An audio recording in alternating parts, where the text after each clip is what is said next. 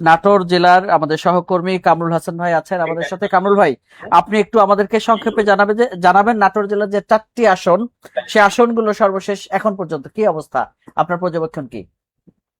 পর্যবেক্ষণ বলতে ধন্যবাদ সুজন ভাই আমাকে সংযুক্ত করার জন্য। সুজন ভাই শুনতে পাচ্ছেন আমাকে? আমরা শুনতে পাচ্ছি, আপনি একটু জোরে বলবেন, একটু লাউডলি বলবেন। নাটোরে মোট 4টি আসন। নাটোর 58-1 এই আসনটি হচ্ছে লালপুর বাগাতিপাড়া নিয়ে গঠিত। এই আসনটিতে 15টি ইউনিয়ন ও 2টি পৌরসভা নিয়ে গঠিত। এই আসনটিতে কিন্তু নারী ভোটারের সংখ্যা বেশি। এই আসনটিতে মূলত 3জন প্রার্থীর মধ্যে হাড্ডাহাড্ডি লড়াই হবে। ভোটের সমীকরণে বলছে যে নাটোরে ধানের শীষের প্রার্থী হয়েছেন প্রয়াত বিএনপি নেতা ফজলুর রহমান পটলের মেয়ে ফারজানা শারমিন, আর উনার স্বতন্ত্র প্রার্থী হয়েছেন কলস মার্কা নিয়ে বিএনপির সহদপ্তর সম্পাদক তাইফুল ইসলাম টিপু। তো বিএনপির ভোট এইখানে 2 জায়গায় ভাগ হয়ে যাচ্ছে। আর এই জায়গাকে একটু সুবিধা নিচ্ছে হচ্ছে জামাতের প্রার্থী, ইনি হচ্ছে এই আবুল কালাম আজাদ। ইনি জামাতের উপজেলা আমির। ইনি নানা রকম কৌশল খাটাচ্ছেন যে অন্য দলের ভোট গুলো এর নিতে পারে কিনা। এইখানে যদি বিএনপির ভোট ধানের শীষ আর কলসের অর্থাৎ ফারজানা শারমিন পুতুল আর যদি টিপুর মধ্যে যদি ভাগ হয়, তাহলে এইখানে জামাতের একটু ভোট থেকেই যায়। এই ভোট নিয়ে এখানে উনি চিন্তা করছেন যে এমপি হওয়ার।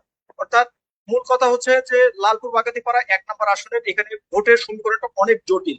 এখানে শেষ হাসিটা কে আসবে এটা দেখার জন্য 12 তারিখ পর্যন্ত অপেক্ষা করতে হবে।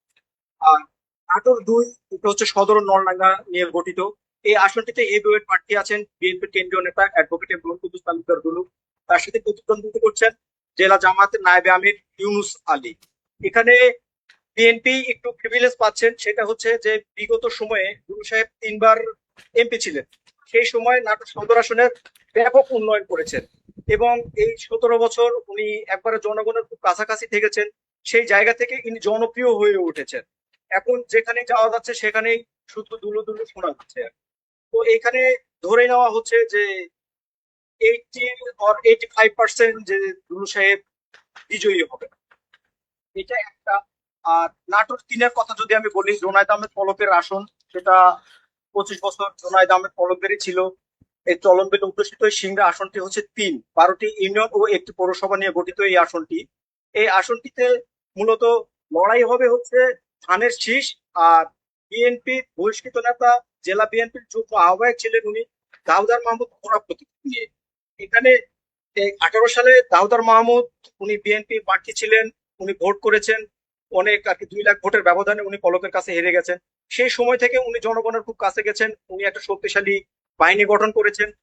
সেই জায়গা থেকে বিএনপির একটা অংশ উনার সাথেই কাজ করছে।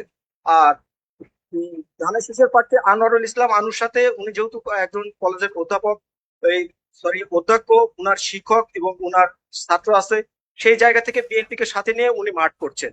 তো এখানে দাউদার মাহমুদ একটু অন্য দলের ভোট গুলা নেওয়ার জন্য খুব মরিয়া হয়ে উঠেছেন। এখানকার ভোটের সমীকরণটাও অনেক জটিল, অর্থাৎ খুব হাড্ডাহাড্ডি লড়াই হবে এই আসনটিতেও। আমি যদি আরেকটু ছোট করে বলতে চাই, 61 নাটোর 4 আসন। এই আসনটি বড়াইগ্রাম গুরুদাসপুর নিয়ে গঠিত।